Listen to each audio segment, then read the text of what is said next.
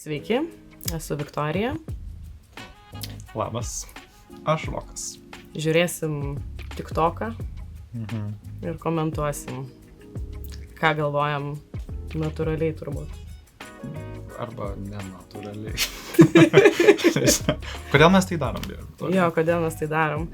Man atrodo, kad labai daug yra turinio, kuris yra žalingas ir nelabai yra atsakymų į tai. Ir truputį kritiškai svarbu pasižiūrėti. Taip, dar čia, man atrodo, reikia nepamiršti ir kokią mediją mes žiūrim. Yra tas senas truizmas, kad medija ir tampa žinutė naujai. Tai, man atrodo, labai svarbu ypač su dabartinė medijom stebėti, kaip jos pakreipia žinutės, specifiškai apie lytį.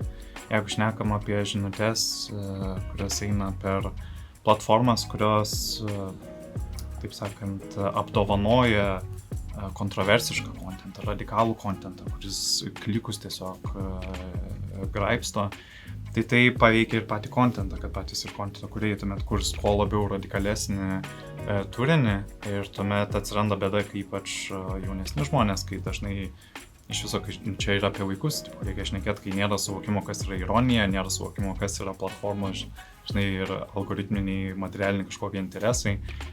Tuomet, man atrodo, labai svarbu atsargiai apie tai šnekėti ir apie tai sureaguoti šiame video. Taip ir padarysim. Pabandom. Rodo, jeigu vyras sako, mokam per pusę, tai mielos mano, aš labai jūs kviečiu greičiau prieiti prie veidrodžio ir pasižiūrėti, pasikalbėti su savimi akis, kodėl jūs gavo tokį pasiūlymą, kas su jumis vyksta, kad vyras jūs romantiniam santykiui vertina kaip tokį pat vyrą lygiavertį. Tai va, tai yra du dalykai. Jeigu tai yra santykių pradžia, aš labai linkiu jums kuo greičiau susipakuoti savo visas šmutkės ir bėgti nuo tokio vyro, užverti akis, ausis, viską, ką galite ir toliau su juo nebendrauti, nes nėra vilčių. Raktažodis, kas su tavim negerai, jeigu tave laiko lygiavertiška? Bet nėra taip, kad kiekvienas vyras uždirba daugiau už kiekvieną moterį. Ir tada nepasimato, kad yra ir tų pažeidžiamų vyrų, kurie neturi tos ekonominės galios, tai vat yra ištrinama šita žinutė. O kita vertus dar šitoj vietoje aš galvoju, kad labai būtinai nori sumokėti už tą vakarienę, aš tai nepasijaučiau saugiai, nes aš galvočiau, kad iš manęs tada tikimasi kažko už tai. Yra tas irgi daug video apie tą viliojimo meną ir tai yra ten vienas iš tų žingsnių, kuris neva tai jeigu bus sumokėta už vakarienę, tai paskui tu turi kažkaip gražinti. Ir man, jeigu aš pavyzdžiui jausčiau, kad aš nenoriu toliau dalyvauti šitam santykiui, būtų labai sunku net kažkaip pasakyti ne arba kažkaip išsisukti iš tos vakarienės, kai nuo tolimesnių veiksmų, kurie gali sekti, kai yra toks uždedamas, aš pasirūpinu šitu, žinai, ir tu čia toks geras, žinai, kažką tu man davėjai ir kaip nesijaus skolingai ir nepapulti iš tas pinklės kažkaip tęsti santykio, nors jisai tavęs gal ir netenkina. Žinutė, kurią siunčia jauna moterim, nemanau, kad čia labai sveika. Jo, man atrodo irgi pavojinga ir ypač pirmo pasimatymo metu, man atrodo, saugiausia yra pasidalinti po lygiai, kad niekas niekam nesijaustų nieko nei skolingas, nei įsipareigojęs. Mielos moterys, nereikia būti naivioms ir įsivaizduoti, kad vyrai norės ateiti į santykius dėl mūsų vidinio grožio. Jie yra ir jie ateina dėl išorinio moters grožio. Ir tik tada, kai pajaučia, kokią būseną jam gali suteikti moteris, tada jis gali norėti įsipareigoti ir kurti ilgalaikius santykius. Tad pirmiausia suteikim lengvumą, atsipalaidavimą ir tik paskui galima kažko tikėtis, bet svarbiausia pačiai po to nepasikeis ir netapti raganai. Viena labai stringa dar vieta, kur nesuprantu čia iškirpti. Paskaitom lūpas. Mūsų vidinio grožio. Jie ateina dėl išorinio moters grožio. Ir tik dėl mūsų vidinio grožio. Jie ateina Gyvuliai. Gyvuliai? Taip. tu pirmiausiai į santykį ateini ir turi išpildyti vyro geismus ir tada, kada tas geismas užvaldys, tik tai tokiu atveju galimi kažkokie įsipareigojimai ir ilgalaikiai santykiai, kad viskas vyksta, tuo gyvulišku pradu. Žinai, kad tu,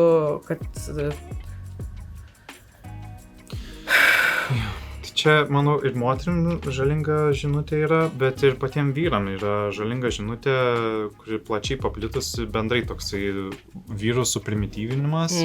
Neva, kad mes kažkokį imunitetą civilizacijai turim, negalim suvaldyti savo hormonų, savo testosteronų ir jo, tiesiog, žinai, matom apvalumus ir griebėm ir tuomet, žinai, tiesiog moteris turi kaip ant kiaušinio lukštų aplink mus pavaikščiot, prisitaikyti ir sakyt, čia to nori, nieko nepakeisi su tuo, tai tokias ir būkim. Toks,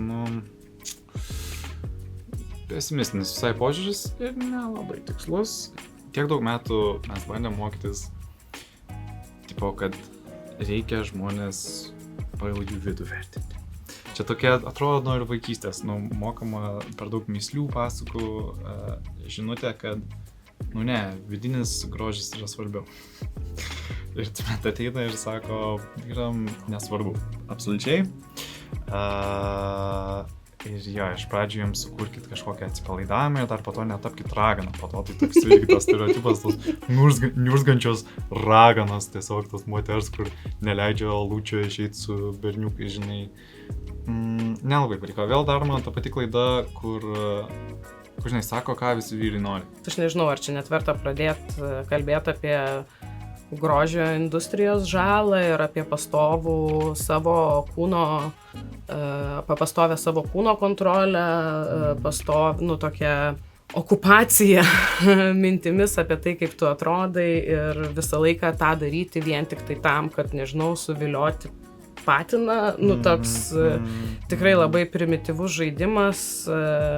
Bet atrodo, tuomet čia tikrai nėra geri pagrindai santykiams, jeigu kažko ten apsimenėjai ir bandai jo tiesiog kitam žmogui kažkokį suviliot, lengvumą padaryti, toksai atrodo, ne ant to turėtų būti santykis pastatytas. Toj realybėje neegzistuoja nei vaikai, nei darbai, nei būsto paskola, nei kiti rūpesčiai, nei, nežinau, senstantys tėvai, kuriais reikia rūpintis, ar seneliai, ir viskas yra tokiam labai vakume, kuriame egzistuoja tik tai santykis su vyru ir daugiau nieko. Patogus ir geras gyvenimas, kuriame tu gali užsimti žaidimu, o ne gyvenimu. Labas. Jeigu jūs esate moteris, kuri mano, jog Lietuvoje nebėra stiprių ir gerų vyrų, šitas video yra kaip tik jums. Taip pat, jeigu jūs esate girdėjus apie save tokią frazę, jog jūs esate boba su kiaušais, taip pat gali žiūrėti toliau, duosiu keletą praktinių patarimų, kaip išvengti tokių situacijų. Pirmas. Leiskite savo būti moterim. Nedominuokite visose situacijose ir leiskite automobilį išrinkti vyrui. Kai jums reikia atsukti sloviką namuose, duokite tai padaryti vyrui. Mes puikiai žinom, kad jūs galite tai padaryti ir jūs esat pakankamai stiprios, tačiau leiskit būti savo moterim, būkit pažeidžiamos, leiskit savo mėgauti savo silpnumu ten, kur reikia. Dominuokit darbe, jeigu jūs esat didelės firmos bosė, tačiau nedominuokit namie. Antras patarimas. Stiprinkit savo emocinį intelektą. Tai reiškia, kad leiskite savo kuo daugiau jausti, o ne galvokit. Protas yra geras instrumentas, tačiau nereikia jo naudoti kiekvieną dieną ir parodyti, kaip aš esu protinga ir kaip aš viską geriau žinau už vyrą. Jeigu jūs perkat automobilį savo šeimai, nebandykit visko padaryti pati, leiskit tai padaryti vyrui, tegul vyras tai išrenka. Trečia, leiskite savo būti pažeidžiama moterim. Kuo daugiau šypsokitės, mėgaukitės gyvenimu, leiskit savo atsipalaiduoti ir neįsitempti. Linkiu visoms kuo geresnių, tvarių ir ilgalaikių gražių santykių. Sėkmės. Jo pastovus kartojimas leiskit savo būti moterim, sako, kad aš noriu pasijusti vyru. Iš tikrųjų, kad ta prasme, tu pati moki atsidaryti tą sloviką, bet leisk atidaryti vyrui tam, kad jisai galėtų pasijausti vyru. Čia ta įtampa randasi iš to irgi moterų emancipacijos momento, kada vyrai iki galo nebesupranta, kas yra okei, kas yra ne okei, tas pasimetimas apie tai, kas aš esu, net banalu turbūt būtų sakyti, kad yra vyrų, kurie nevairuoja ir yra moterų sportinių mašinų entuziasčių, ta prasme, čia tas klišinis pavyzdys, kuris, irgi visiškai netitinka realybės. Įdomu, kad pabrėžia, kad vyrai žino, kad jūs galit pačios, bet vis tiek leiskit. Toksai irgi, man atrodo, parodo, ant kiek čia absurdiškas teatras, toksai visiškas performances, į kurį visi turi sutikti sudalyvauti, bet jeigu neleista atidaryti sloiniko, tai staiga jau vyras nebesijus vyru ir tu jūs jau bobas su kiaušais ir čia kertasi jūsų energijos ir jūsų santykiai jau nebeveiks, žinai, ir tokie dalykai. Tai šitas kvietimas leisti, yra kvietimas tiesiog tęsti toliau teatrą, kuris, mes žinom, kokius žalingus poveikius gali po to visuomeniai turėti. Ir tai galiausiai priveda ir prie to, kad ir vyras kaip ir turi ir galią virš moters, ir atsakomybę virš moters, ir galiausiai ir priklauso ta moteris tam vyrui, ir tas gali prie labai ir mirtinų pasiekmių galiausiai privesti, atrodo tokios labai nekaltos idėjos. Pati žinutė, gyvenimo revoliucija, vadinasi, tai siunčia žinutė, kad čia kažkas naujo, kad čia kažkas dabar, esam dabar nusistovėjusi status quo, dabar mes čia nugriausim ir kažkaip naujai gyvensim. Tai nėra tai yra tiesiog sugrįžimas į pačius seniausius, nuobočiausius dalykus, kurie, akivaizdžiai, jie pripažįsta, jie nėra natūralūs. Jo, vyram reikia emocinį intelektą, pasimokyti. Visiems reikia. Visiems reikia. Ir protą visiems reikia naudoti, ir jausmus visiems reikia naudoti. Jo? Čia revoliucija, absoliuti. Kuo griežtesni lyties rėmai, tuo daugiau problemų. Iš to kyla ir smurtas, iš to kyla nepasitenkinimas gyvenimu, nes tai tos griežtos rolės neatitinka mūsų kasdienybės. Ir man atrodo, kad toks gyvenimas irgi yra prieinamas tik tai tam tikrai grupiai žmonių, kuri gali leisti savo žaisti tokį gyvenimo žaidimą, žaisti vyrą ir moterį ir neišeiti iš tų standartų. Ir aš tai feminizmo supratimą matau su jo žinute, atsipalaiduokim ir mėgaukimės, tai atsipalaiduokim nuo tų griežtų apibrėžimų, pabandykim daugiau būti žmonėm, ugdykim emocinį intelektą, stenkimės dėl santykių, bet tarpusavio santykių, kurie atlieptų tuos žmogiškus poreikius, kurių mes turim, su kokiais trūkumais užaugom ir bandykim atliepti viens kitam.